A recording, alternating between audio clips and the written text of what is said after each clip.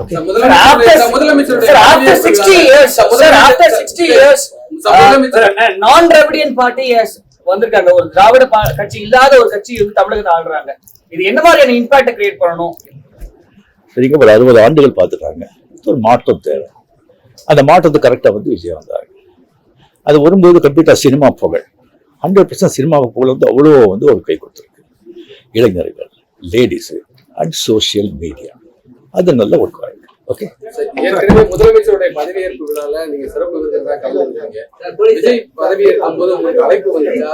நீங்க கலந்து கொள்ளாத போதும் அது ஒரு சமூக வலைதளங்கள் சில கருத்துக்களை முன் வச்சிருந்தாங்க. முதலமைச்சர் அந்த ஏற்ப விழா ஸ்வீரிங் எதுல கலந்துருக்கேன் நான்? ஏன்னா எதுலயும் கிடையாது. சிறப்பு உங்களுக்கு அழைப்பு வந்திருக்கு.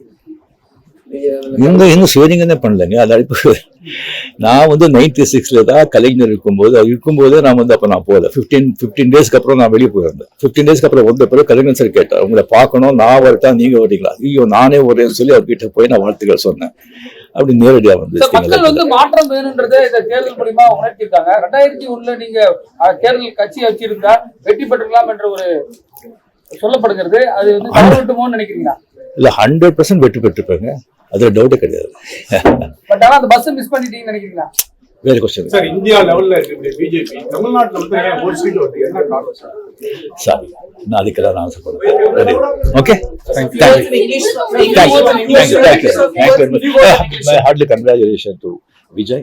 Definitely a lot of expectation is there for people. Definitely, I hope, I wish he will fulfill that. Thank you.